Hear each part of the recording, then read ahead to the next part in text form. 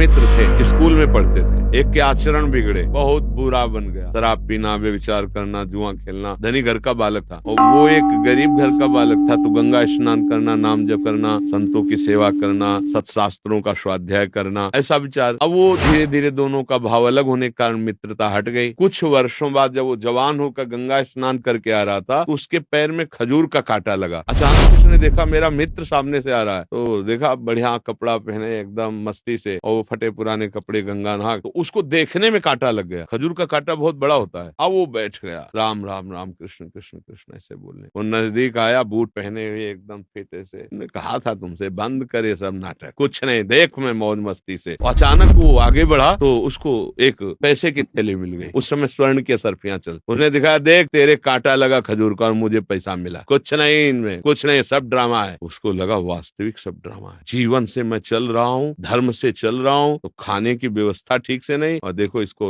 असरफियों का थैला मिल गया। वो असंतुष्ट ही था। जब कोई धर्मात्मा दुखी होता है या संशय में होता है, तो भगवान किसी न किसी रूप में आकर के संभाल लेते हैं, क्योंकि उन्हीं का नाम धर्म है, वही सतमार्ग है। तो एक ब्राह्मण के वेश में, संत वेश में ऐसे आए। क्या हुआ बेटा, कांटा लग गया? लाओ मैं निकाल देता हूँ। कांटा निकाला, स्पर्श करते ही पीड़ा गई। तो उन्होंने कहा कि तुम्हारे मन में कुछ संशय है क्या धर्म के प्रति? बोले हाँ, मेरा मित्र मैं जानता हूँ शराब पीता, व्यभिचार करता है, चोरी करता है, हिंसा करता है, बड़ा पापी है। उसको असरफी मिली और मैं नाम जप करता हूँ, भगवान का आश्रय लिए हूँ, गंगा स्नान कर, मुझे खजूर का कांटा लगा इतना बड़ा, और घर की परिस्थिति ठीक नहीं। क्या यही भगवान के भजन का फल है क्या? उनका बेटा तुम देख नहीं पा रहे हो, मैं तुम्हें बता रहा हूँ। पूर्व जन्म में तुमने बहुत पाप किए, ऐसे ही जैसे तुम्हारा मित्र कर रहा है। इस जन्म में तुमने गंगा स्नान और पुण्य कार्य किया, तुम्हें इस जन्म में सूली की सजा मिलती। सूली की सजा खजूर के कांटे से खत्म हो गई। अब तुम्हारे पाप नष्ट हो गए, पुण्य का नंबर आ रहा है, तो इस लोक और परलोक सब जगह सुख भोगोगे, क्योंकि तुमने अच्छे कार्य किए। और ये पूर्व जन्म में पुण्य किया था, इस जन्म में पाप किया, इसको राजा बनना था, तो ये भोग प्राप्त करके